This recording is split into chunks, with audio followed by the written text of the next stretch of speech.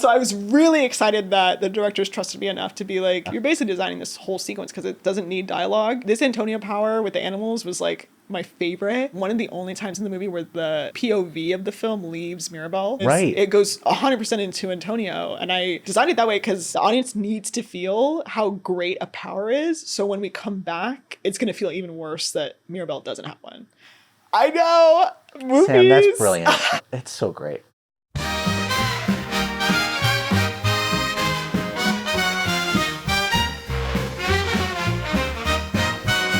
In this week's episode, I talk with one of the first friends that I ever made in the animation industry, Samantha Vilfort. Sam is a story artist who's worked on films like Missing Link, Ralph Breaks the Internet, Frozen 2, Encanto, Strange World, and Zootopia 2.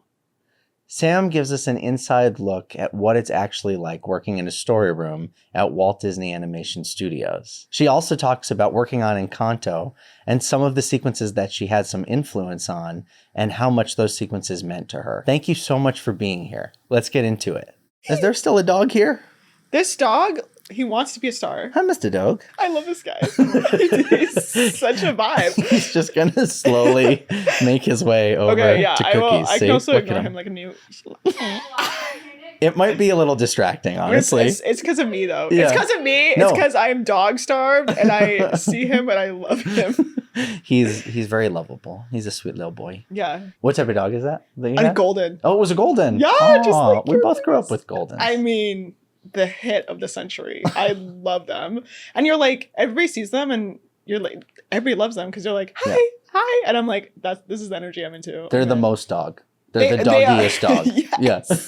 They are like dog subscriber plus. Like that is like they're the Patreon of dogs. yeah. It's the dog you want. And I used to draw them a lot too. And I would really? I would sit. That was I think my first animal life drawing was just drawing the family dogs. Oh. Because I was like, oh, their paw looks like this and it kind of turns that way. And I would show my dad. Yeah. And he would be like, wait, it does actually kind of turn that way. Like, wait, this is kind of a good drawing. And I was like, yeah, that's like a dog. So I was just always like kind of trying to be like, what's up with these little critters around suburbia, Was that like the first time that you got a confirmation from somebody that you could draw?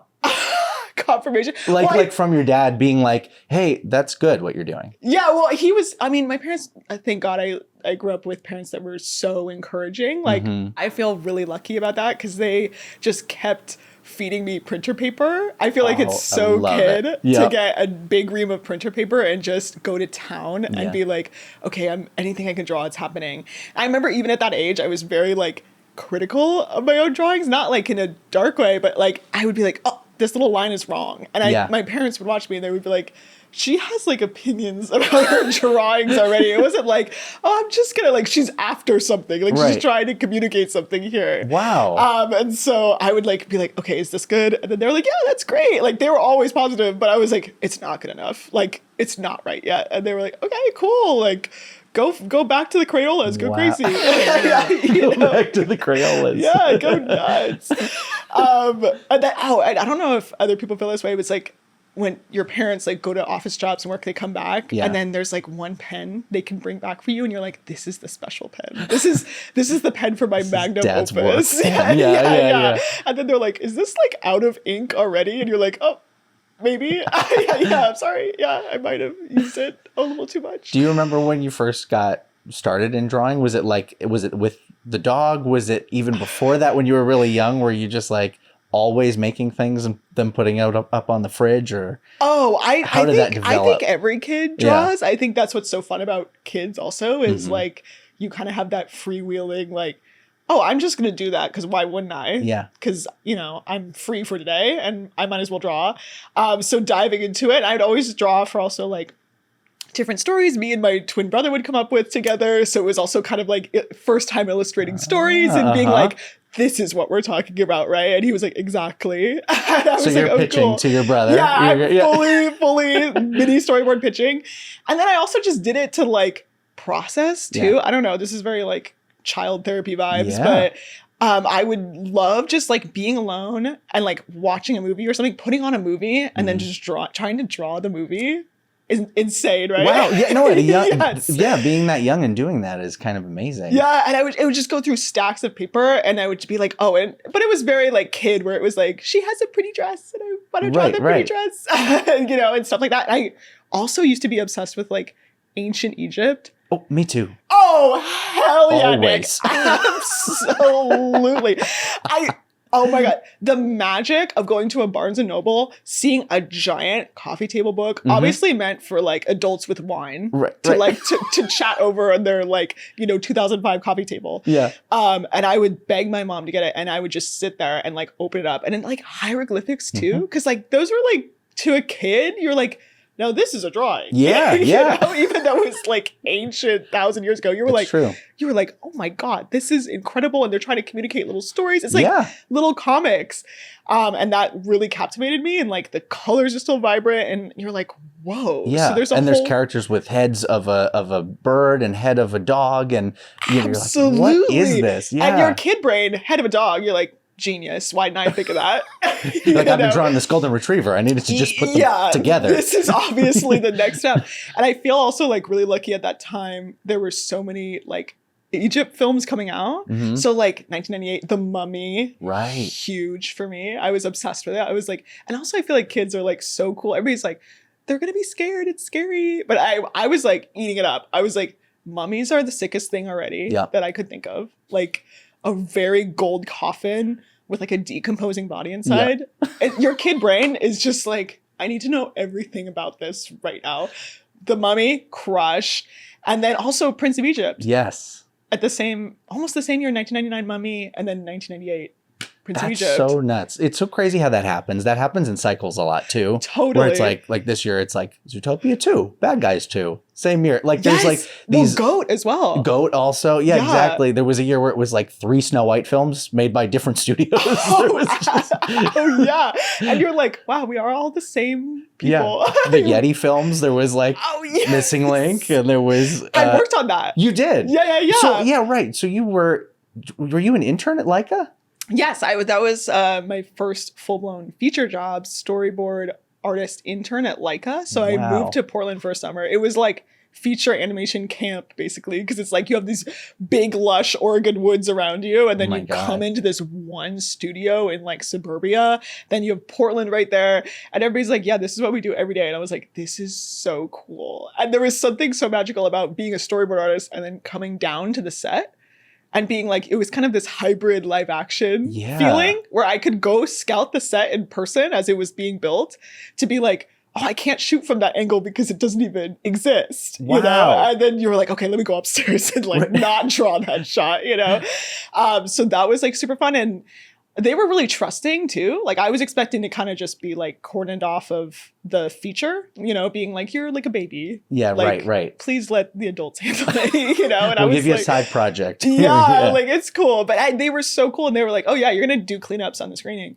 And I was like, whoa. And they had a lot of great artists there. Like my mentor was this woman named Emanuela Cozy, who was like a really great 2D animator. So when she was drawing over my stuff, I was like, it was beautiful, like old school, like great 2D draftsmanship. Yeah. And she was like, yeah, like this is how you're supposed to draw it. And I was like, true, that looks exactly like the model. Like that is incredible. Yeah. And then she had such sensitive performances, and I was always like obsessed with her. So I'd always be at her desk, and we sat like very near each other. It was like one floor.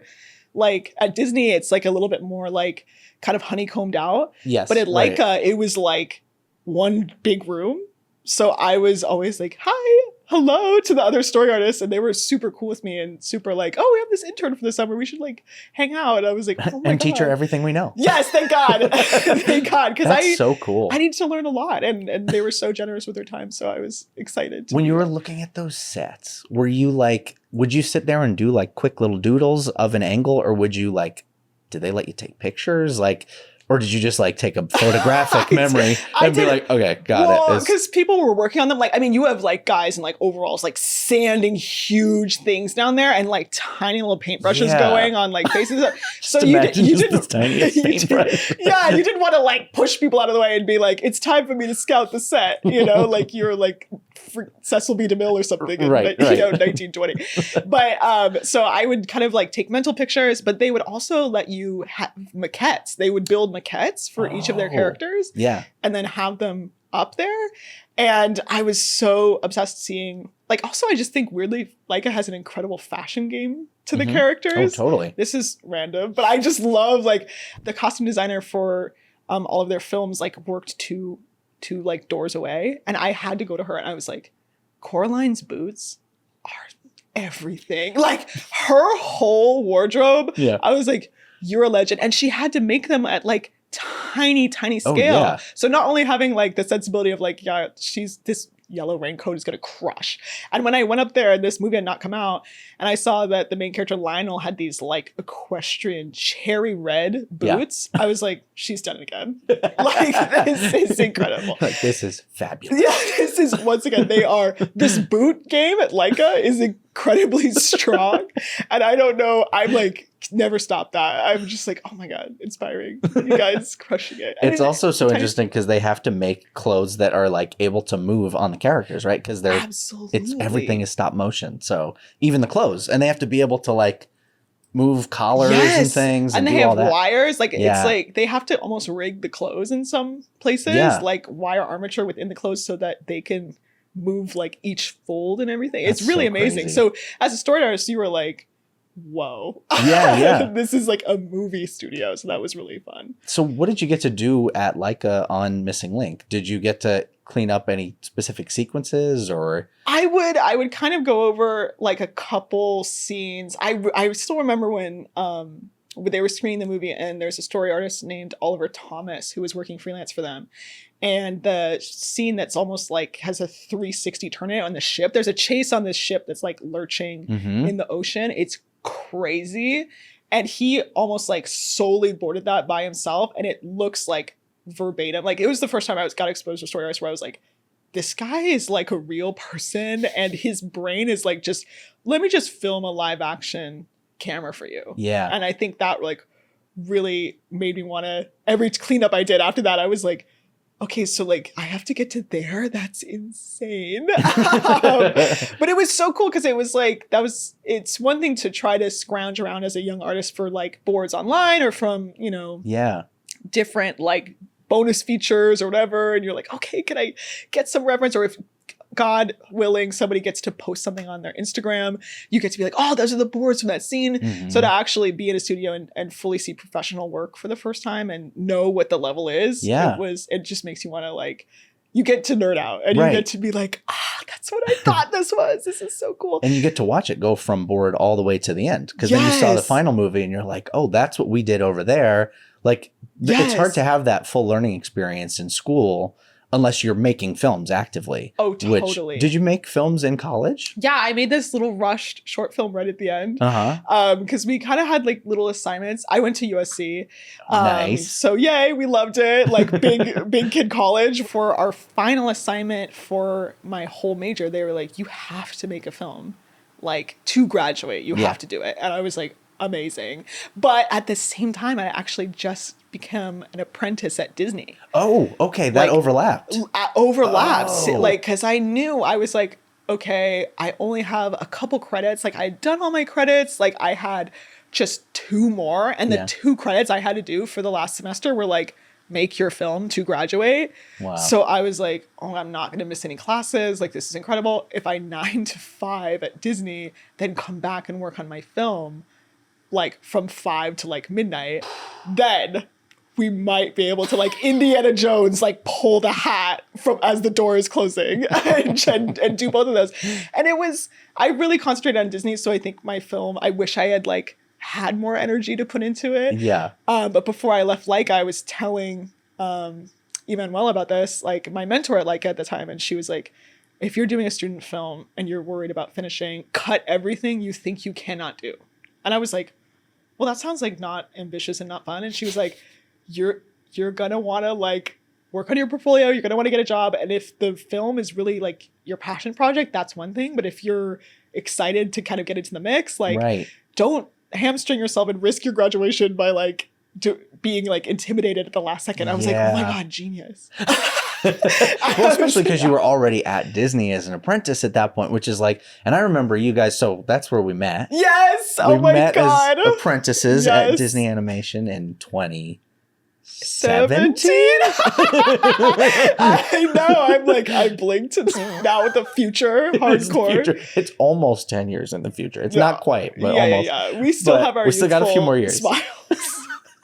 But I remember you guys, you and Kenna and Simon were just locked away in your story apprentice room in the dark, just like drawing away. And I mean, you guys, we would all hang out, but like, you know, there were some times where the rest of us would be like, we're going to go to Disneyland. You guys want to come? You're like, we have to pitch for our lives tomorrow. Yes, I know. And I love that we had this big teaming area and it was like every apprentice from that year. Yeah. And then I don't know why they gave us this office on the side but it was an office meant for one person and they crammed like 3 of us in there.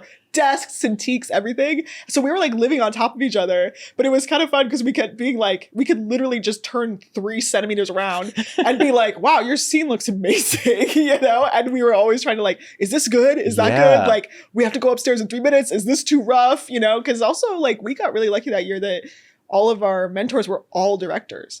Wow. So it was like very, like we cannot mess around. Like we have to kind of grow fast. And Simon and Kenna were a little bit more experienced. Like Kenna had been boarding at CalArts, like mentored by one of the directors there already at CalArts, like Dean Wellens. So they were very like ready to hit the ground running. And then Simon had been working in the industry. And I was like literally not even graduated from college, looking around being like, oh my gosh, I have to step up. These guys are crushing. I mean, literally 3 inches away from you, yes, 3 feet away from you on both sides. Yeah, and I loved it because they were, and everybody was so generous with their time. And also it was so fun to hang out with you guys and be like, we're all in this together. No, literally it was like a college class coming in. Like we were just all, you know, students graduate. Literally, you were still a student and graduating, but we had all just graduated and we're like joining this next thing, which, you know, I tried to look at as like, this is like a master's class that they're paying me for because I'm an apprentice, you know? Right. You know, you don't have the full job yet. And it's, what was your experience with the story apprenticeship? Because clearly there's a lot of pressure. You're around these people that you're learning a lot from, but you're also in like a weird competition the second you get in there too. You know, like it's like this, oh wow, like they're really, really good. Yeah. I need to like step up my game, or, you know, there's a lot of learning that happens there. Yeah. And I think the apprenticeship is an amazing learning experience, but they're also very honest about like, hey, we're going to mentor you for a whole year, which is a beautiful, generous amount of time. But at the end of it, we're really going to decide if we're going to make you an offer. And that answer could also be no. And then, so that was like the entire time you're working, you're trying to compete against yourself basically, which is like, how fast can I grow and how much can I like show these people that I can learn and I deserve like a chance to be here and everything. But it was nerve-wracking, and you're also trying to grow for yourself. You're like, oh my God, at the same time, you're coming up against story artist questions you've never had to ask, which is like, what is my voice? Like, who am I as a filmmaker? What kind of scenes do I like to do? Yes. And so that is all happening as you're showing your work to like some of your like animation heroes who you're like, your boards are amazing, like incredible. Like when I had to go to Paul Briggs, who was my mentor, I was always like excited, but also really like, I'm like, this guy knows his stuff. And he was not afraid about saying like, oh yeah, this needs to be better. Like straight up. Yeah. I was like, thank you. So that is like a kind of emotional gauntlet to run through. But it was great to have Kenna and Simon there because we all could like lean on each other and give notes on each other's work in a safe place and have kind of the same fun experience together and grow. They were your story siblings. Yes. I was like, to this day, I, outside my office, have this screen cap from Starship Troopers that Simon wordlessly left at my desk once because he was like, this is us. Like we are fighting right now. Like this is like we're together in the trenches basically. And I was like, I love this guy. So they're both crushing. So I knew that. Yeah, but, all three of you are crushing, and it's awesome. I'm so happy for all you guys that you're all doing so well because you all worked really, really hard. Oh yeah, I mean, but it's worth it though. I mean, it's totally like it's what you want to do. Like that's the other thing too. It's like now time to put my money where my mouth is. I said I was going to be a story artist. Like we got to do it now. You know. Yeah. So that was fun. So when you were an apprentice, do you remember what the assignments were that they were giving you at the time? Like what were the things that you were learning that you were doing for the first time or at that level maybe? I think what people that make their own films like before they go to the apprentice program might have like a little bit more chill time because for the first time you're writing. Like the assignments are original. That's like almost a step further than what you do on the productions because the productions, you're going to have a script, the director is going to have like a vision. They want something specific. But this was like make up a scene with 2 characters and you were like, oh my God, it could be anything. So it was really like, who am I? Like, what do I want to see? Like, what characters do I like? Yeah. What do I want to board? Like all these things that were a real challenge. And sometimes you would board something and you're like, oh my God, this makes no sense. So that was raw to go into that and be like, oh yeah, but now that's an experience thing with time. Like now all those questions are like not as scary to me because it's like now, 8 years later, it's like you've been exposed to so much and done it for so much. But as a little 23-year-old coming out of school, you're like, oh my God, who am I? Who am I and who am I to these people? What am I going to show them? How do I show them to impress them? It's like it's a lot of layers, and also just walking in that building is intimidating, exciting, super exciting, but super intimidating at that age, Oh, I know. And I mean, we all grew up with Disney at some level and these big studios and the artwork too. I mean, you have to walk past the artwork every day. And that's like a beautiful biz dev. You literally walk past Snow White and all the way down that hallway and see all of the films that have come before. And you're like, no pressure. Yeah, it's all good. Yeah. But it's still like the people there, I think, are the best thing about every studio and the bonds you make with them and the relationships you get to have and be like, oh, we make each other better. Yeah. It doesn't have to be this very like monk-like lonely art existence. It's like, can you come look at this? Like that's very story artist to be like, can you come check this out? Because I think before I was like, when I was younger, I was like, I have to learn all the answers and asking for help is weakness and whatever. And every time now, even with the experience I have, I love going to talk to other story artists and being like, okay, what do you think of this shot? Like, does this mean anything to you? Or you like this? And they're like, oh, okay, I feel like this. Or that's really great. I'm obsessed with this. And I'm like, okay, genius. And then sometimes you're in the zone by yourself and you're like, this is incredible. Right. I am Martin Scorsese. You know what I mean? Yeah. And then you're like, okay, cool. Done. Yeah. I mean, that's a big thing being a story artist because you guys end up in story rooms where ultimately you're going to be with all your peers and you're going to get feedback. Yes. So getting that early on is kind of like, it's a good training ground to even as a seasoned story artist to be like, okay, I'm going to get 2 or 3 artists to look at this even before we get in a story room, get their opinion on it, and then go from there. Totally. And I think also something interesting is when I was younger, I thought getting notes was really bad.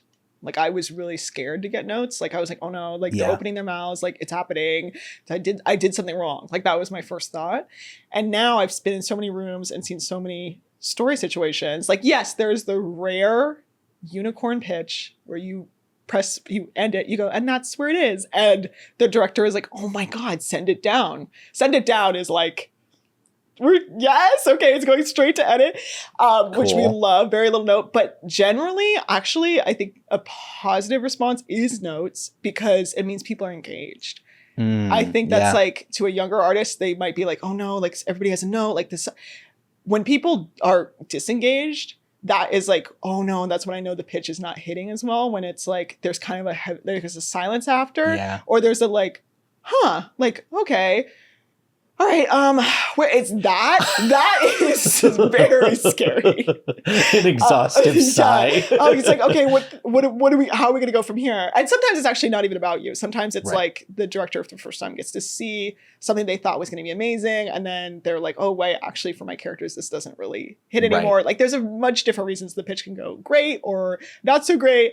But generally when I see people jumping in with notes, they're like, oh, okay, I was thinking for this part, blah blah blah. It means they're actually like connecting with what I'm drawing rather than just being like, okay, that pitch is over. Right. Yeah. They're like, send it down, I guess. Yeah. Like, no. If there's question marks after people's answers, like, maybe I shouldn't have left that part so rough. But yeah, so it's fun. Is that something that you kind of figure out when you start a new show where you're like, okay, how detailed do I need to make these drawings in order for this specific director or creator or whoever's looking at your boards basically to not just understand it but connect with it? Like, I think there's two things. There's whenever I get in a show, my first pitch, I always go really hard. Like I always am like, I'm gonna draw the heck out of this because it's like first impression. It's first day in school. Sometimes you haven't worked with the director or even the other story artist. Sometimes like the story artists have never been with you on a show. So you're like, you get to have, you're like, this is me. This is who I am, you know? So you try to make that like Greatest Showman. Mike, yes. I know that movie is insane, but it's insane. Good song. Like, it's that first kind of impression of just showing your work. And because that will affect also the casting. If the director is interested, it's like being an actor or something. Well, they'll be like, wow, Sam really crushed that emotional scene. Let's give her another one. Or she crushed that comedy scene. Let's give her another one. Or they are looking at you as a partner to help them with their film, but also trying to figure out where your strengths are so that their film as a whole can get better. Yeah. So they're kind of trying to pick that for you. So I always try to go hard. And then 2, I think it's less about detail, but it is about strong communication and strong draftsmanship always. I think for a story artist, drawing well is not just like about detail. It's like where you put your money in a scene. So if the whole scene is leading up to this big emotional moment, that is the one place I'm like, these drawings are going to be so good. Because if I leave those drawings, if I draw the first part perfectly, this is very beginner story artist, is you have this beautiful establishing shot and it's like maybe there's lanterns and it's in perfect perspective and it's toned. And then you start running out of time in the last part of the scene, right? And you're like, oh my God, I'm rushing. And you have not put in time to make the like, let's say the characters are like, I love you, right at the end. And you're drawing those with dot eyes. And because that is a story artist, like, let me shift down into like emergency mode is like dot eyes, like one circle, like 3 lines for the hair, we're done.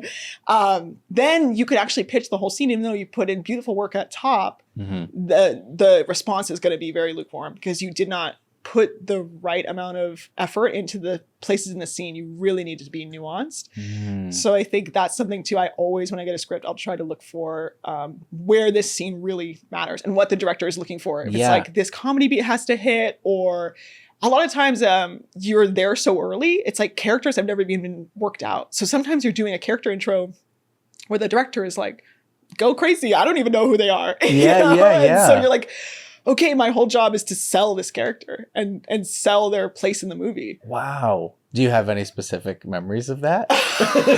Well, I did a lot of work on Encanto for Isabella. I just loved her. And if you're a story artist, sometimes like that natural love for a character could get you casted more on their scenes because the director is like, they already like them. Like just keep giving Sam Isabella scenes, which was really great because I just like immediately Charisse and I were like talking about this character, the writer of Encanto, Castro Smith, amazing, and she always felt like really got her. And I still remember the minute we were pitching around brainstorming, and then the minute I was like offering up like, okay, it could be cacti, like it could be amazing, because I was like, what's this beautiful plant that it's like people can be standoffish or not appreciate. Prickly for this girl that's everybody wants roses from. What's the opposite of that, but would still be beautiful to her? And so we were like, oh my God, Colombia is filled with cacti. Like we should do cacti. Like, and then everybody was like, oh my God, let's go. And then we had like a punk version of her for a second. And then they kind of were like, oh, let's keep her kind of as she was. So there's like a whole journey you go on with the director and the writer to be like, does this feel right to you? Does this not feel right to you? So, Sam, that's so cool that you worked on that sequence. That's so amazing that you came up with the cactus thing. Yeah, that's it was so great. Yeah, she gets a little bit, her dress gets a little multicolored at the end, right? Yes. That was their like meet in the middle, I remember. Yes. Because she was going to be more rocker chick at the end, I think. Right. And then they like found a middle. They found a middle. Yeah. And a lot of the times the first moments that show up in boards, like once again, it's like, I think the first time she's drawn like that is because I'm drawing her like that for the song. Right. And I was like, we could do this whole color thing and whatever, like it was super collaborative. I loved that show because the directors were really, maybe because it was COVID and they were like, we're all in Zoom and we're all friends. Like, but it was super, super collaborative, weirdly, even though we were remote. Mm-hmm. So that was like such a great experience. I felt the same way. That show was just like, it was one of those things where it was like, even in previs and layout, like they were like, give us ideas, try new things. Let's do, it's like those are always the best shows. Cause I think it's just everybody's contributing to it. And then it just builds and becomes, it already was so solid, It was. What was your favorite scenes to work on? My favorite scene to work on was I did Waiting on a Miracle.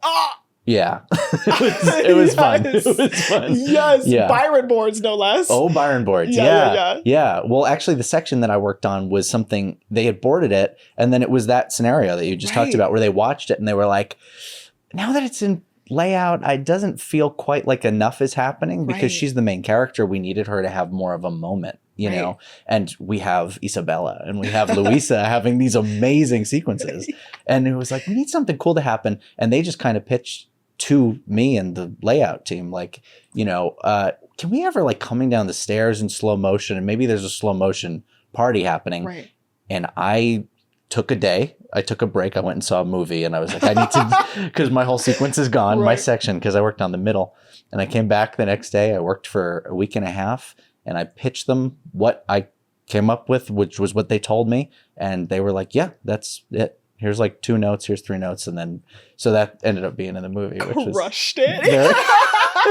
It was very cool. Oh my God, that's awesome. But how was working on What Else Can I Do? Oh, that was so fierce. Oh and gosh. I every time I went into that song, I mean, I think I also love musicals. Me too. I feel like it's my favorite thing ever. My parents took me to watch Chicago when it came out in theaters, which is like 2002. So I was like 9, 8 or something. And I was like, now this is a movie, The cell block tango scene, you're like, this is a movie. Forget Cinderella. This is a movie, it's so beautiful. And it's beautifully, like the cinematography and the shots are amazing. Yeah. Even if you go back, if you were like, oh, how should I board a musical? Chicago is like insane. So I was looking at a lot of like, how do I board a musical? And also like when you're a story artist, you can choose shots, but those shots can either harm or help the story. Like you know this. It's like you can amplify what you want or you could just push it down if you're choosing the wrong shots and choosing the wrong acting too. It's like you're also talking about a bond between these sisters forming at the same time as like Isabella's like, oh, this could be a new me. Like you're doing 2 things at once. So how do you track the rise and the fall of this relationship and this song? And like by the end of the song, they should be sisters. So it's like, I'm growing, both as a person. And then at the end, they fall into those like flowers at the bottom and are like, I was just thinking about, having conversation. I don't have a sister, but I have a best friend that we've been together since we were like 13. Yeah. So I, was thinking about sleepovers with her and, it's like how you get giggly and kind of like a little wild with your best girlfriends or your siblings. And you're like, oh, so I wanted it to always end kind of like, and then because I knew the scene after it was going to be bad vibes. So I was like, oh no, I'm going to have a fight with my grandma after this. So I was like, okay, so this is going to end really fun. Grandma fight's coming up next. We gotta be ready. Yeah, so Abuela fight, which Carrie Lau beautifully boarded. So oh yeah, that's a beautiful sequence too. But yeah, What Else Can I Do is you're doing so many things in that sequence. Yes. Like from the very beginning and them just being fully at odds to the slow, like even just what they're singing, the back and forth, and Mirabelle like coming in and just trying to like join into Isabella's song as it goes on. It's like it's like masterfully done. So, oh no, and I had a lot of help on it, honestly. And sometimes when it gets to that stage, like you can work on a song for a lot of time, but then right at the end, it's like you might be on a sequence. So Leor Lev and Nicole Mitchell came on also for that song and crushed it. Like Leor did that first part that's her holding on. Like, he's so good. And so he like really came in and I was like, oh, that's what it should be. Well, all the stuff with the flowers in the background with like it's like a Jumbotron. Yes, that was cool. Yes. And then her going through and like with the with all the what are those called? The topiaries. Oh yes, the topiaries of her where she's hitting the poses. How many times I drew that? There's so many drawings of that from me because I was like, this is gonna be great. And talk about if you're hitting poses in the song, you're like, dang, this drawing has to be a pose. Like, I can't be like, oh, the arms are kind of weird and whatever. It's like, oh man, I have to just carve this out and really hit this and like give it some green, tone this, like really, get into these drawings, which was so fun. Yeah, and there's so many little girls now and boys, little kids who watch it and they go, they do that. They do your like blocking. Like, they go and they hit the poses. I know, it's so sweet. I'm like, every time I see if I'm in Disneyland or something, I see a little Mirabelle or Isabella, I'm like, oh my God, I know you. Like, I feel the same way. Yeah, like, oh my God, I was there, You were saying like there's all these different genres that you can do as a story artist. Yes. So you are somebody who is funny, you're emotional, you have all of these, you have a lot to you in your personality.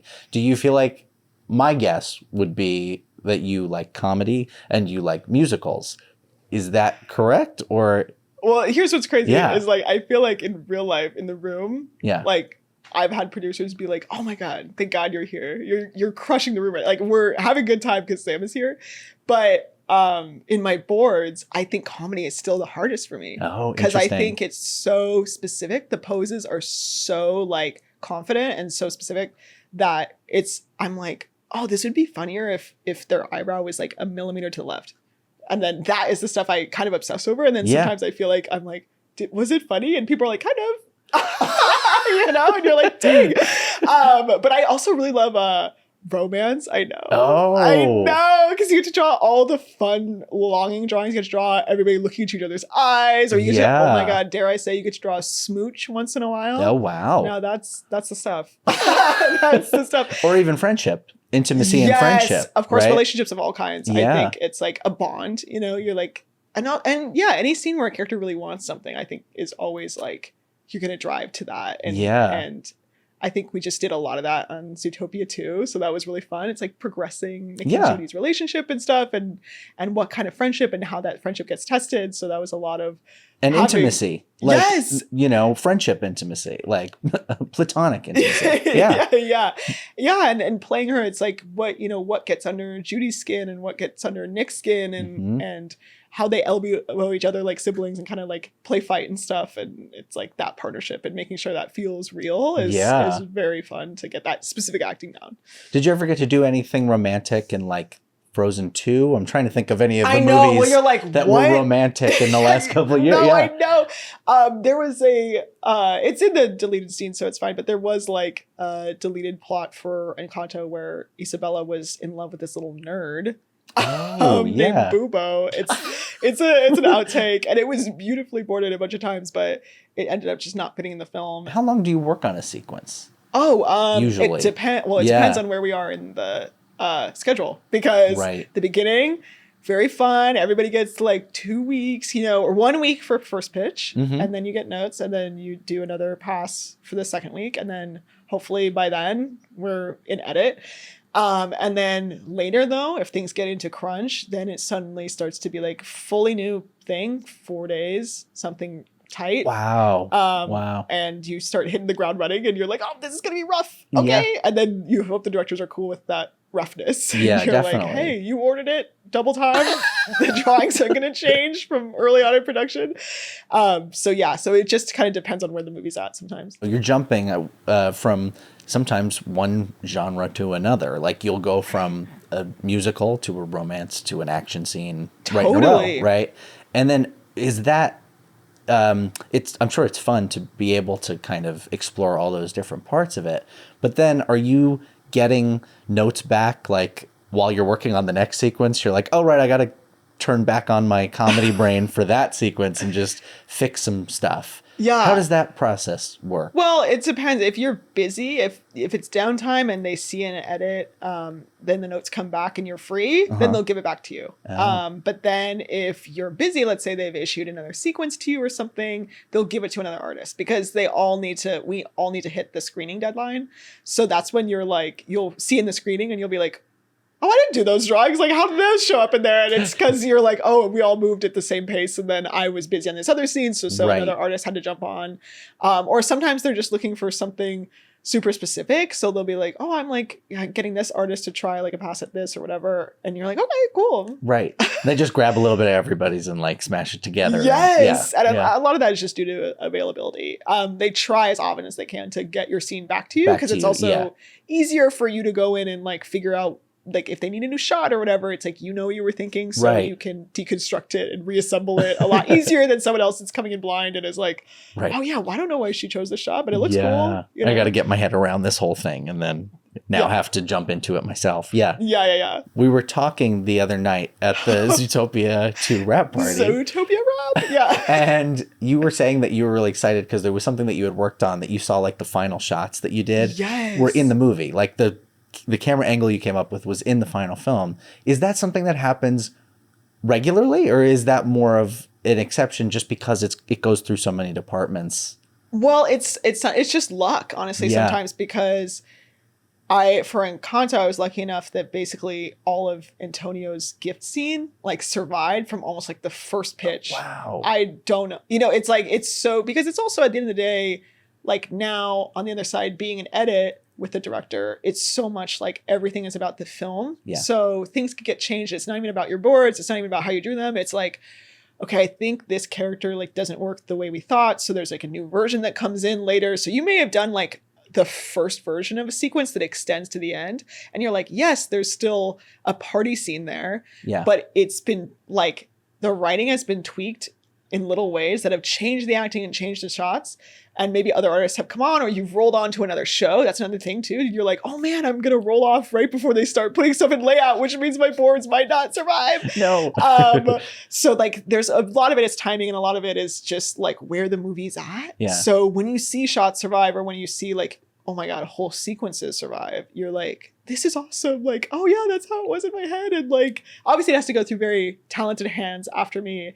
And it's not, I just drew one little drawing and then other people did beautiful animation performances. Well, but you guys are also coming up with a lot of story beats. You're adding all those nuances of like, what's the plant that Isabella needs in that scene. Like, and this happens all the time. You will get a story, like sometimes people are like, oh, you have a script. Yeah, we have a script, but there are sections where the director trusts the artist enough, they will just flat out go like, something funny happens here. And you're like, oh, time to write, time to go. And it has to also be funny for the characters for the show and also appeal to the director. So it's not even about, it's like you have to have your taste, but you're also balancing their taste and bringing something funny for that specific movie. It takes a lot of extra thought too. So you're like, challenge accepted, okay. Was there anything specific in the Antonio sequence that you remember adding that was like a little detail that ended up in the final thing? Oh, well, I mean, this is great, but literally I think in the script, when I got the draft, it was, because the drafts change also. So like sometimes you'll have pages that are based on the artist's boards. So sometimes when we get them, it's like, I still remember the script for that scene goes, Antonio enjoys his room, period. And that was my page. I was like, cool, okay. So I was really excited that the directors trusted me enough to be like, you're basically designing this whole sequence because it doesn't need dialogue. So you just have to board it straight from your sweet little heart. So I really tried, and thank God they cast it to me because I'm an animal freak as well. I know I spent 20 minutes with your dog earlier. You did, yeah. Loving on him. But I was like, this Antonio power with the animals was like my favorite. So I was like, okay, if I was a 5-year-old child and I just realized I got to speak to animals, like I really want to feel that. And it's one of the only times in the movie where the POV of the film leaves Mirabel because it goes 100% into Antonio. And I designed it that way because I was like, the audience needs to feel how great a power is. So when we come back, it's going to feel even worse that Mirabel doesn't have one. I know. Movies. Sam, that's brilliant. It's so great. I was like, it should be a roller coaster. Like that's so I designed it. So if you watch it, it's like literally designed like a roller coaster where it starts in one place and it comes back around almost like to the track and comes back. And I really pushed for Jaguar. Like every time I was drawing Antonio, I'm like, he's riding on a Jaguar. No explanation. It was like not in the script. I was like, I just started drawing him riding on a Jaguar through every scene, even before I got issued this, because I was like, that is what I would do. I would be like, a Jaguar's my best friend. And I had to do a lot of research for it too. That's another thing that people don't really think about when they think about storyboarding is the research aspect. So when they say like, hey, it's a Colombian rainforest and you have to do animals, you have to make sure the animals you're drawing are accurate to the Colombian rainforest. Mm-hmm. So you open up your books and you get your little highlighter out and you're like, okay, what do we have out there? Before that sequence, there were no coatis in the film. Uh-huh. Because I was like, look at these little raccoon looking guys. Like they're so cool and interesting and I kind of want to hang out with them. So let me just draw them in the hammock. And thank goodness Camille Andre, who is an amazing Viz Dev artist, had already done Viz Dev for the room. So basically like what I had was a highlighter book of, animals in the Colombian rainforest. And then this beautiful painting by Camille of this treehouse. And it was just flat 2D. And then you have to be like, okay, now we think of like the 3D version of going up the trunk and everything. So this is a long answer. This is process. Yeah. No, I love hearing the whole process. It's so interesting. And the idea that it's like sticking with just Antonio the whole time. And like, I'm trying to think if there might be like one cutaway to Mirabel, but it doesn't happen until the end of that whole roller coaster and scene. You also have a couple cuts to the family being proud of him, because that's another thing that Mirabel wants too. It's important, you have his parents cheering for him as well. So there's like, and her parents. I think her dad cheers for Antonio. You're like, oh great, So we were like, oh, this is like what the story is doing literally, and then what it has to do emotionally are two things that story artists always have to keep in mind. Right. And if you don't know that, ask more questions of your head of story director to try to see if you can pull that out. Yeah, it's that subtext that's happening, right? Yeah. Well, and now you are a head of story. I know. Congratulations. I know, it's crazy.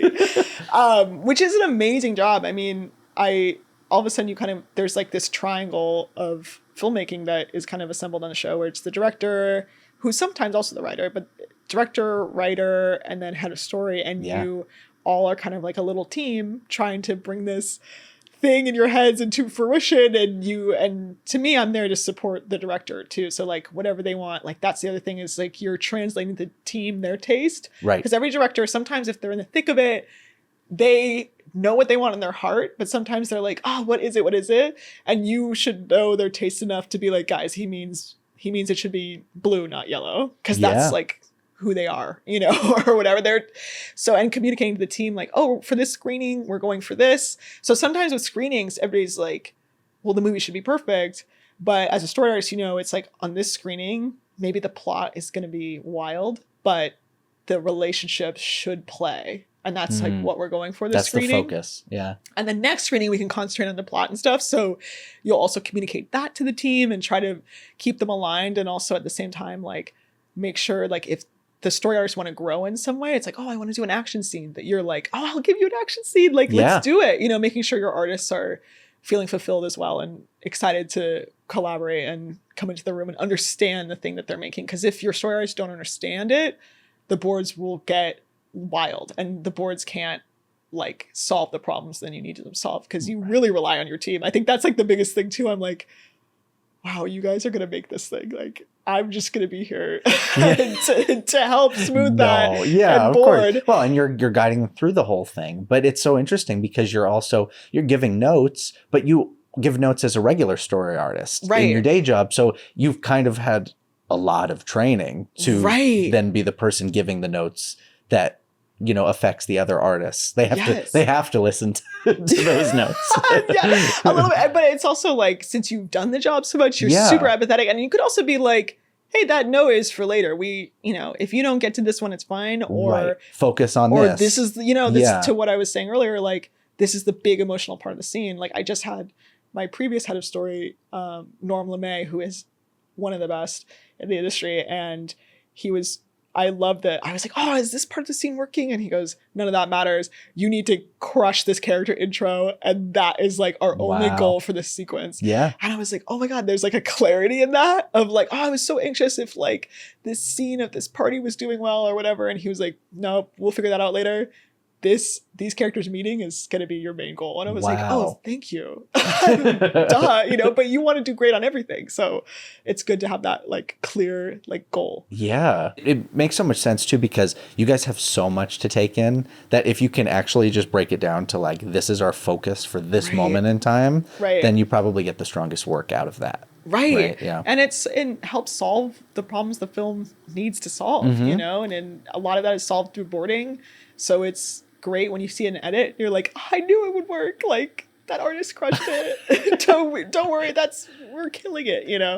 And you're having like, you must be having a lot of one-on-ones with the director or with the director and the writer, so that you're all on the same page when you are launching your artists on stuff. Yes, and I think when story artists give notes, sometimes your team is fairly big, like you can be 10 or 20 people, and sometimes like that can feel overwhelming for the director and the writer. It feels like a kindergarten class, sometimes like a wall of like, oh, this should be that should be this, and sometimes that can be a lot. So sometimes they have like a smaller meeting with just the heads of story and them and the writer, and then that's their kind of like little moment to be like, okay, what's our game plan, what do we think? And that's when you get to really go back and forth with them in a little bit more of a control environment and be like, yeah, I mean, would this character really do that? And I'm asking. And if we're waffling on that, let's think of something else, because by the time we issue it to a story artist, we want to be confident about our direction, so that the artist's work is like useful and that they feel like taken care of in that way too. Because it's like, we need to do our homework so that they can do their homework, basically. That's true. And that's the whole thing. Like we have, you know, experiences like Encanto where you had Byron and Jared who are like, they were so well prepared. They were so ahead of the curve with everything that by the time artists like you and me got on it, they were very trusting with like, okay, we all know who the character is, what this scene is supposed to be. And they were very clear with that to us. And then it helps us be able to bring out the best in those characters and in that scene. Yes. I know. And I think I feel like a bigger responsibility now towards the artist, like, than ever, because I just have been on the other side in challenging situations or situations where it's hard to come up with answers that aren't there as a story artist. But the pressure is always still on, because you still have to present something, even if you're unsure, or even if the director is unsure and it's like go time. Like that stuff happens where it's the 11th hour and they're like, this is a whole new character we're just putting in now, and I hope they're charming, because I better see charming boards when you come back. And you're like, whoa, like this is a big challenge. So even more now, I'm excited to, and I'm working with a great team though. So I am actually not, I'm like, I feel like I'm in a little bubble bath. Like I'm, it's always an adjustment, right? Yeah. Whenever you change your job up a little bit, you know, you're like, oh, okay, now I'm seeing it from this angle. Yes. It's a little different, you know? Yes. And being an edit, I think, is like something you don't get to do normally as a story artist. We've been very lucky. Some directors have made it an effort to bring story artists when their scene is getting worked on into edit, just for context. Because I think sometimes when leadership, like directors or writers, are away in edit for a long time, there's a lot of conversations there that are very helpful to your scene that sometimes you don't get to hear or see. So when you get brought in, you can see like the process of when they're actually like making the film, and when they feel like good about a character versus when they're like, yeah, something is just like not hitting in this scene, and like, is it the timing? And sometimes it's small. Right. Like I'm amazed watching my director move a line back half a beat, and I'm like, well, that's never occurred to me. And that all of a sudden the scene plays completely differently. Wow. And he just has that X-ray vision because of experience. And I'm like, wait, when do I get that? When does that power up happen? You have it already. It's just going to be in the right. Yes. It's like a volcano. Yeah. You're just waiting for the moment where you're going to need it, and then you can pull that out of you, like you have over and over again with all the other scenes. And it's great in that way that I think sometimes when people start the industry, they're like, what do I do? And I'm like, a lot of it is time. Yeah. And just experience. And you're so experienced now too. It's like, we're neither on our first rodeo. It's been a few rodeos. It's been a few rodeos. But it's all been fun, and every single one is truly a learning experience. Like every single sequence is a learning experience. And then by the time, you know, you get to a certain point, there's never a point where you get there and you're like, oh, I think I got it. No. There's still like fear. You're like, can I do a sequence that's scary? Or like, you're like, what? I've never done that. Okay. Yes. And even once you hit all the things you've never done, there's still going to be a nuance to it that hasn't been there before. Yeah. And I don't know if this is your experience, but I think when I was younger, I was so concerned about the external opinion. Like my directors, my peers, my heads of story, like just very like, what do they want? And you have to have an eye trained on that as a professional in terms of like, if I'm on Wreck-It Ralph versus Frozen, those directors are going to want different tones. Oh yeah. But now more than ever, I feel my boards go better when I'm just listening to what I like. Yes. Whoa. I know. Couldn't agree with you more. It's literally, it's your, the gut instinct that you build up from years of working on different sequences. You watch it and you go, is it working? And you play it back. You're like, okay, no, I need to make this character be in this pose now and this frame. And then we're going to cut to this shot instead of that shot because there's just something off about this. Or we need to bring this character into the scene. Can we put them in the background of this shot? Right. Like all those types of things that it just, you're watching it like you're watching a movie that you're not actually making. And you're going, am I enjoying this movie? Is it all making sense to me? Yeah. And then you're like, what would make more sense? Yes. And then, we have very similar jobs. Like the story department, you guys are doing the bulk of the figuring out the story and even the camera work and initially like where everything is happening. In layout, we're the next step after you guys where we're getting your boards. Thank you very much.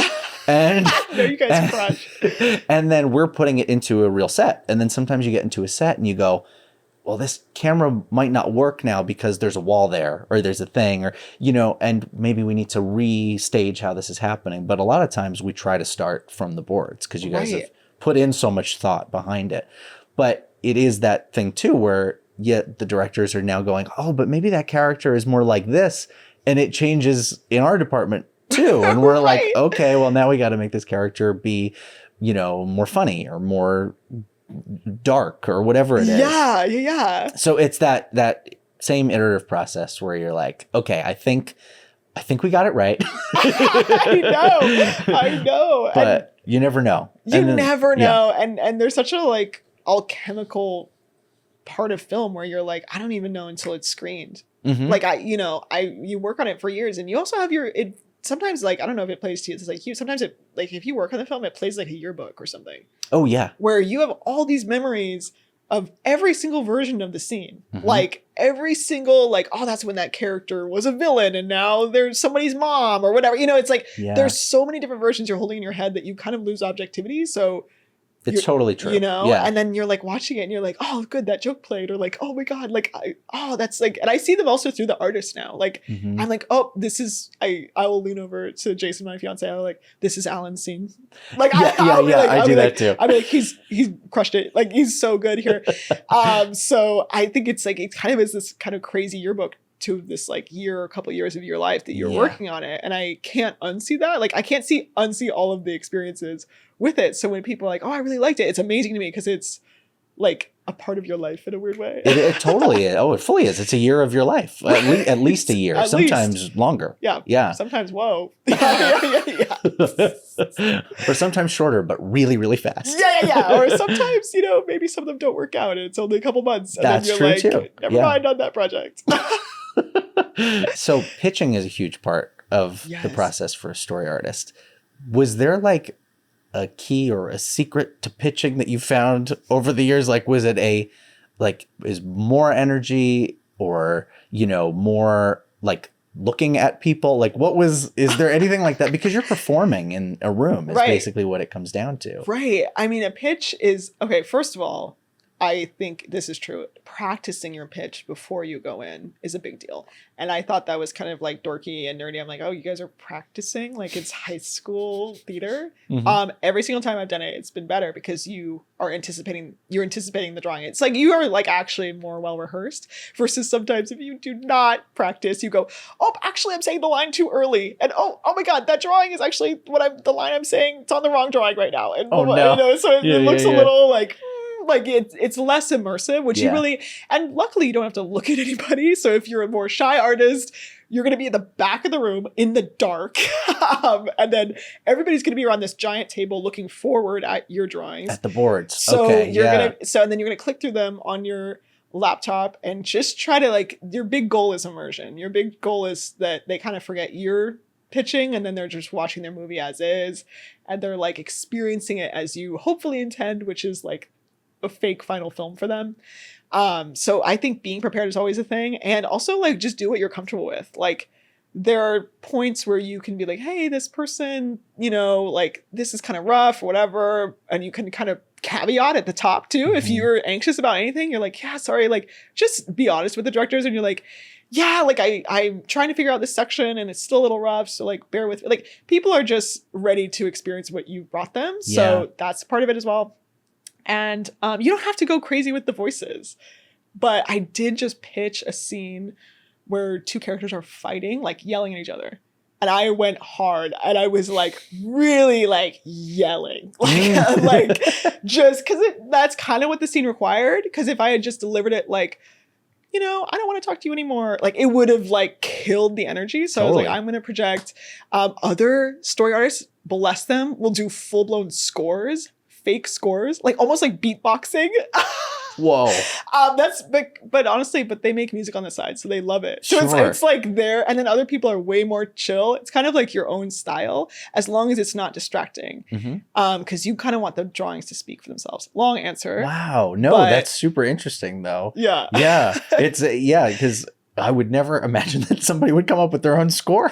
Oh, and just like pitch it as the. And it's good. That's the other thing. Sure. It's like it's not even like what. It's like I'm in this movie. Like they really. But it's also just natural to them. I can't do that. I will not do that. Well, even just getting into it and being able to act and drawing from your own experiences like any actor would, right? Yes. Like you're having to make the people listening to it believe what you're saying and what you're doing, which is why you're like, right. I really screamed. I wasn't like being like, you jerk, Yeah. And after I pitched that, they did turn to me and they were like, do you have a sibling? Because it was like a sibling fight. And I was like, yes, I do. I do. So there's a little homegrown research in there sometimes. Pulling from your own experience. Yes. Do you remember a time that you pitched something in one of the movies that they reacted really well to the pitch right afterwards? I think I luckily had like a lot of great runs on Encanto. I had a couple good pitches on Zootopia too. Oh, nice.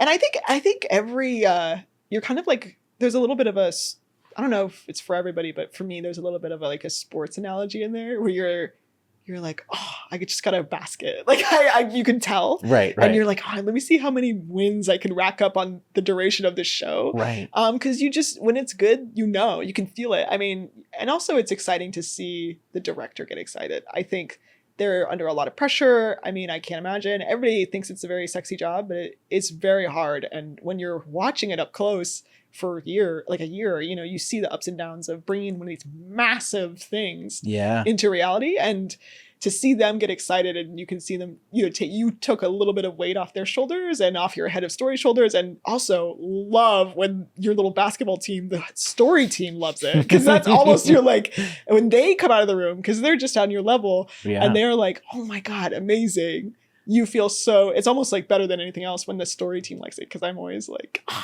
yes. And you want to like high five and be like, go team, we're doing it. Yeah. You're getting that buy off that same thing that is, we all search for as kids. We show our parents and our siblings the drawing. External validation. It's the external validation, but it's a big part of being an artist. I think there has to be a little bit of confirmation of somebody going, no, what you're doing is good. Oh, totally. And not even just artists, I think as people. It's humans. Having validation from people that you respect and that you care about their opinion it's a huge part of just the human experience, for lack of a better term. And it's like, especially for people that know how much it takes, I think sometimes I don't know if you feel like this in your department, but sometimes it's like if people in your own department like it, because they do the same job and they know like the challenges, they were there when you were issued too. They know if you had more information, they know if you had less information. Like I've seen pitches where I'm like, dude, you pulled that out of absolutely nowhere. You are a director. Like, it's like the effort it takes to kind of will these things into being is much larger than I think sometimes people realize, right, on all levels too. And we're surrounded by so many talented people. It can look as easy as breathing. Totally. But when someone from your own discipline is like, game recognizes game, I see you, it goes so far because you're like, yeah, that was hard, but I loved it. But it's still like, it does take effort. It's a craft, which I've always loved. It's like, we're like little Geppettos, like whittling away. It's like, that spruce took me 8 days to carve, like that spruce. Yeah, I don't, knowing about trees. That mahogany. Yeah. Fresh mahogany. I just like, it's like, yeah, you whittle too. Absolutely. Just a bunch of whittlers. Yes. Yeah. Really, honestly. It is cool though, because you're like, oh, that was the director of something, or that was the layout person who did Let It Go or something, and they like your musical sequence. You're like, these are the people that your coworkers are, these people that you admire and are sometimes the reason why you got into the industry in the first place. Their work. Oh, and then to see their work on a daily basis too, and see them like still be those people and care. I think also that's something. It's like, it's easy to kind of tap out. We have little control in the grand scheme of the giant industry, right? Like, it's like what projects you can cast to, what you don't, what they're making. Like, those are things you can't control. But when you show up for your sequence every day and you see these like veterans that have like earned their title 10 times over, just still like, because they care about the medium and care about the art form, like still giving it their all. Yeah. Even though there's so much like that's out of their control, you're like, wow, you're a legend. And you just want to be like, thank you for being you. Thank you for existing, Yeah. And then those are your mentors when you're starting. Yes. There. And then all the way through. Yes. Even to now. You're I know. Still working with those people that are. I know. It's like I get to mentor a little bit. And now you are those people. That's what's crazy. That is crazy. Right? Because in Encanto, like if there it does I'm sure there are newer story artists who come in who go, you worked on Isabella's sequence in Encanto? Oh yeah. I hope that movie has not been out that long yet. I know, but even if they're a year or two in, fresh, because there were people like when we started that, trying to think what was more recent, like Zootopia had just come out, and we probably would have been like, you worked on that. You worked on the little Rodentia scene in Zootopia. That's I absolutely. And it had just come out, Yeah. I mean, it's like working with Norm, who did all of the Shiny song in Moana, and those words are gorgeous and so well thought out. And he's like just a true filmmaker. I mean, that's also the other thing too. It's so nice to be exposed to people that you're like, you may draw, but you are filmed. You're a movie in human form. And I just need everyone to know that. Like, I just want, it's just like so exciting because they get you hyped up about the stuff that you used to be hyped up about as a kid. It kind of connects you back to, being the kid with paper watching The Mummy. It's like, you're like, oh, I remember that feeling. And like, they're kind of their work is kind of giving me that feeling again. So The Mummy was a big one for you then, right? It was huge. That is like, I also, for story artists, I'm like, you have to watch all film. I'm sorry. Like even if you work in animated feature, and we know that, but it cannot be overstated because I'm like, I see The Mummy and I'm like, that's an animated film. It basically is an animated film. Yeah. It's so pushed. Those characters are so clear. And I don't know how that movie got made. The magic of that movie to me is unhinged, but I'm obsessed with it. The scarab going in the skin of so scary. I can do. Oh my god, what is that? Oh my god. It's like my tendon or something. Yeah. Okay. But when that movie came out, I was like, look, I have a scarab in. Okay, the coolest kid alive to me. I would have gone crazy to be friends with you. The coolest kid with something wrong with them. Like, yes. Why does your bone do that? I showed it to my little cousin and she had nightmares for a month. Aww. And then I felt really guilty. I was like, you're going to love this. And then she was like, I am terrified. And I was like, okay, sorry, that was my bad. I just thought everybody would be in film appreciation, just like me. I feel so lucky we grew up in the early aughts because there was a lot of good movies. So many good movies right in a row. Boom. Live action and animated. Oh, boom. And I was like, yeah, Incredibles happened. Yeah. Randomly, The Prestige. Yes. My favorite Nolan happened at that time. And I was like, oh my God, we are thriving. We are thriving on the, because my dad would just come home and like be like, I got these DVDs, and just kind of like, oh, cool. So I was kind of like pre-Netflix. Oh, yeah. It was like definitely just randomized film coming my way. So that was super, I don't know. Yeah. Well, when I was born, my parents had bought every Disney VHS that existed at the time. So I didn't have a choice. Did you ever ask them about that choice? Did you to do that? Yeah. Did they not have them before? And they were like, oh my God, we're having a child. We need to go. Yeah. Oh, is yeah.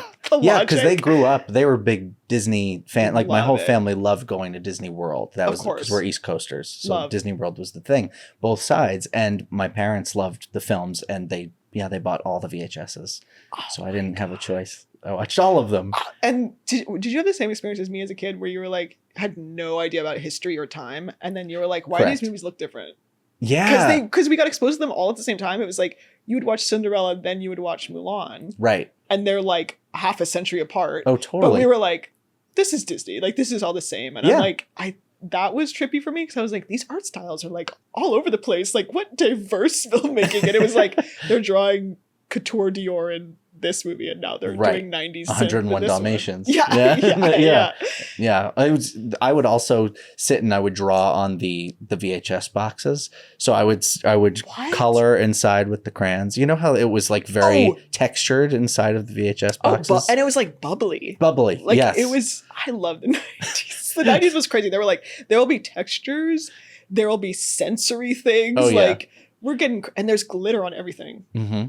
My poor Beauty and the Beast VHS was just like every color under the rainbow was on that thing. Because I would also replay them a million times because that was VHS, you know. Just rewind. Now that you still could do it on Netflix or on Disney Plus, you just hit it and it plays again. But yeah, we would have to take it out, rewind it, you know, through the whole thing and then hit play again. Did you like seeing the frames like go in reverse? Yes. And you were like, we're getting close. You're like, only one more minute now. I see the castle again at the beginning of Beauty and the Beast. Okay, and play. Do you remember the trailers for movies that were coming out like baked into them too? Because I remember they went hard. They had this trailer for Mulan that I was kind of obsessed with for no reason, but it was like on a VHS. I don't know how I saw this because this is pre-YouTube. Mm-hmm. Okay. And then it was like, it had rough animation in it. Yes. And I was like, whoa, what's happening? You know, because I was like, oh, that was like my first inklings of that there was like a process, but I knew there were drawings.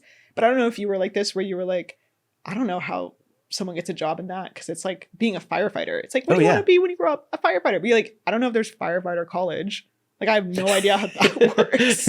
It's like, how do I get there? You know? Yeah. And when did you make that connection that you realized that this could be a viable job? Oh, late actually. Well, not like hyper late, but I was 16.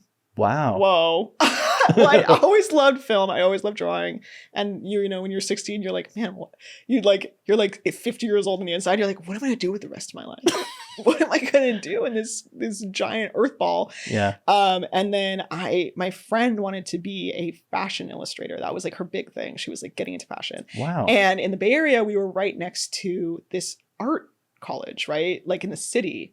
And then there was these high school classes you could take on the weekend where it's like you can take college classes for credit.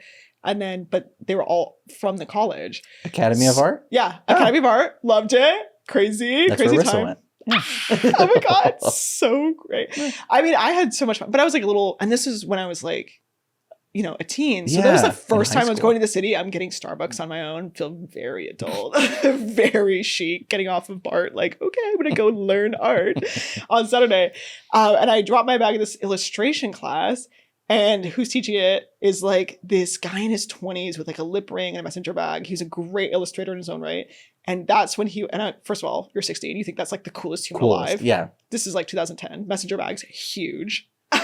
I was like, whoa. And this was the first, he was like, oh yeah, I'm friends with guys at Pixar.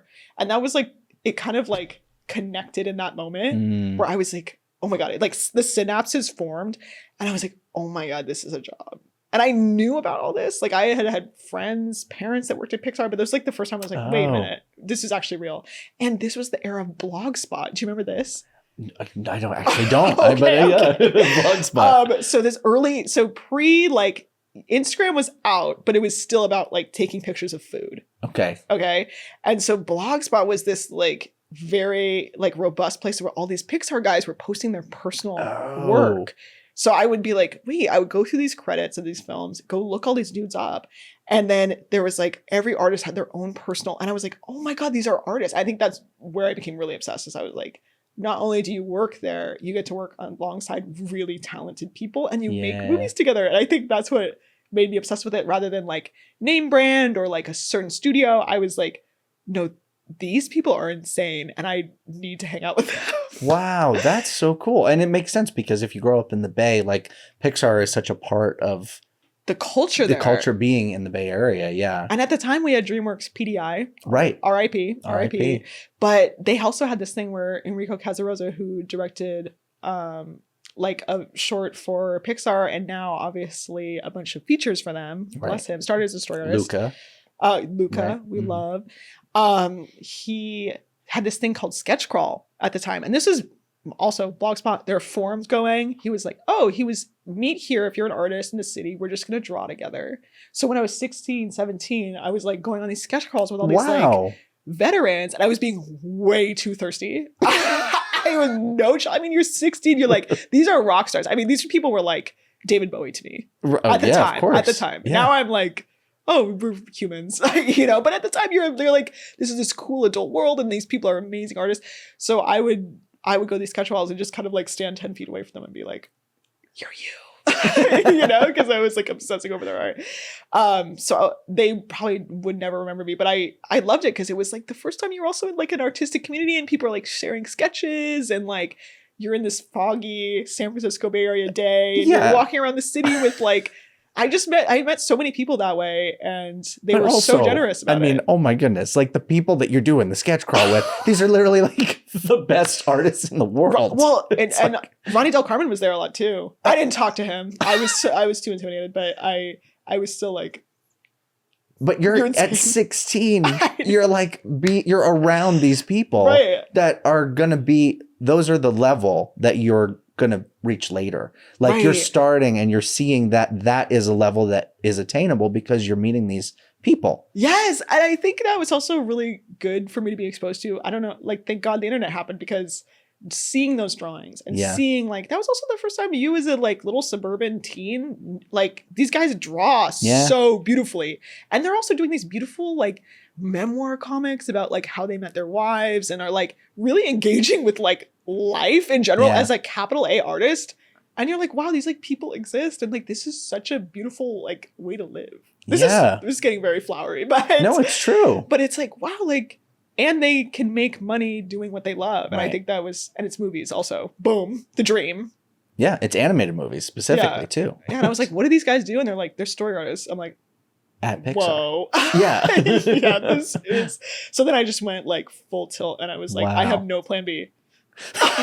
So that's honestly, that's kind of what you have to do. Yeah. If you want to do that job, it is so much mentally, physically, you know, training wise, that you really have to want it really badly. Yeah. And I was lucky to have parents that trust me with that, because at 16, your teen comes in and it's like, oh my God, I'm going to do this. I mean, it sounded abstract to me. It's like, think about how it sounded to my parents of like, there's these guys with a blog spot. Like, what do you, you're going to go meet them in the city? What is this? What is this little like nerdy biker gang you're joining? But they were like, okay, like, let's do it full tilt. And I was super grateful. They really like let me just go off and do it. I was like, at the entire time I was at USC, I was like, I will get a job in the industry. Do not worry. Your investments are safe. And then you did. Yeah, and then I did. You got multiple. You were at Laika, then at Disney. Yes. And then you've been at Disney for how long? Oh my God, 8 years. 8 years. Congratulations. That's 2 college degrees. Yeah. It's crazy because it just feels like no time at all.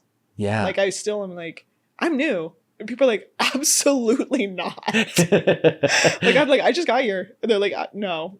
Well, you've done Wreck-It Ralph 2. Yes. That was the start, right? Yeah, Wreck-It Ralph 2, Frozen 2. Frozen 2. Those were both during my apprenticeship. And then Encanto, and then Strange World, and then, and now we're here. And Zootopia and too. Zootopia too. Yeah. Me forgetting. Me being like, oh my God. Because when you're in it, you kind of just cycle through and you're like, okay, they're doing this movie's screwing up. And, and you hop around. What did you do on Frozen 2?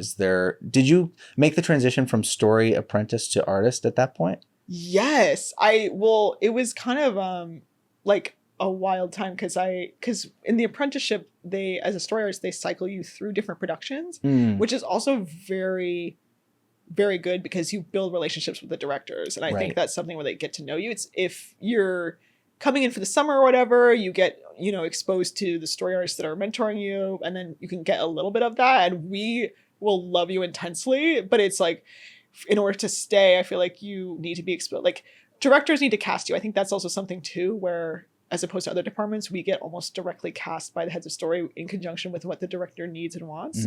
So if the director's screwing up and you have experience with them, they're like, oh, like, she would be great on this show. Like, is she available? So you're always like trying to make sure you're like, I'm crushing it. Right. And that you're kind of in their head in a way, like you're available in their thought process where they go, oh, Sam would be perfect for this type of scene. She'd be good on this show, that character, Right. Yeah. That's important. So for me, I was like, in the apprenticeship, I was wrapping up my apprenticeship on Frozen 2, and Frozen 2 was going into that like very, like, we have to make this movie now state. So for me, who had like, they had their crew set up and they gave me a couple scenes. But then I also had to roll off because I was going into my final apprentice meeting. It was like, that's where they convene all the directors and a lot of the heads of story that have worked with you, and they kind of close the door and they say great things about you, or they say maybe things that are like, I don't know if she's ready or whatever. It's up to them what they say, your grand summary for your year there. And I still remember waking up that morning and being like, whatever happens is okay. Because it is okay. Like, that's the other thing is like, this is, there are people that have not gone through that apprenticeship that are working with people now that are like, wow, you are like amazing. And they're like, I know. Yeah, like, I was always this good, so sometimes it's not the right project, the right timing, but I was lucky enough that they were like, oh yeah, she's solid. Yeah. Right timing, right people, right scenario. Yeah. So now I'm like, oh, so I kind of, that was wrapping up. And then I was in development with Don Hall on Strange World for a second. Oh, wow. And then I got onto Encanto. So it was kind of like this roundabout. Boom, boom, boom, boom. Yeah. Wow. Way back to Encanto. So I was like, oh yeah. Is that your favorite film you've gotten to work on? I know, I'm talking about it a lot. No, I just have like really pronounced memories. It's my favorite film that I've worked on. I think so. I think it has to be, just because it was like the chemistry of the time. I don't know if all of us were just coping with how crazy COVID was and we were like, we're putting everything in here. I think that's part of it. Yeah, genuinely. It was, everybody wanted connection, and our connection, all of us who worked on it, was through that movie. Yes. Yeah. Yeah. On the little Zoom boxes. I was like, this is good. You guys, like, we're making something that we like. Like, this is good. But I also really like working in development if I can ever do it, because sometimes that's like a whole thing. But if you have a director and they're just starting out the movie, that's where you can get like a lot of, as a story artist, a lot of input on the characters, and you have like little writing assignments that you can go do. Like, sometimes they're just like, can you think of this character's backstory? Because my brain is on 1,000 things right now. And you come back and you basically like pitch fan fiction to them, and they're like, well, that's canon. You know what I mean? It's like, so sometimes it's like, I feel like I do professional fan fiction. That's totally the job. Yeah. Especially in a sequel. It's like, if you're working on Frozen or you're working on Zootopia, you're like, wow, I think, Nick and Judy should do X, Y, and Z. Right. And then they're like, interesting. And you're like, wait, that could be real. That could actually and then go it in. is. And then it is. And then sometimes they're like, they would never do that. And I'm like, okay, that'll just be mine then. I'll just write my own fanfic on the side. That's going to be after hours. So you've worked on so much, and you've gone up through the ranks of the story department, which is so exciting. And you're a story artist's job is so multifaceted. There's so many parts to it. But what's your favorite thing about being a story artist? Like, what do you love most about your job? This is so such a great question. I think it's also, I think you just have to be super empathetic. And I think that's like we're all empathetic, Sam. You know what I mean? Like you're like hearing that and you're like, yeah, but I think you always have to, whenever you come into a room, you're measuring like, where's this movie at? How's the director feeling? How am I feeling about this movie? How are the characters feeling in this scene? You're constantly trying to track all of that and really trying to make something that makes the audience feel something. And I feel like so it's a big feeling circle that you're always considering. And I love that every day it's different and every character is different and every situation, every director, every writer, like it's all about this big collaborative process with other people that make you want to do better work. And also like every time I'm on a show, I feel like someone teaches me something, you know, whether it's the writer, director, often it's the other story artist. Like I see a scene that's like feels cinematic and it feels like it makes me want to laugh or cry from another artist. And I'm like, wow, like you did that.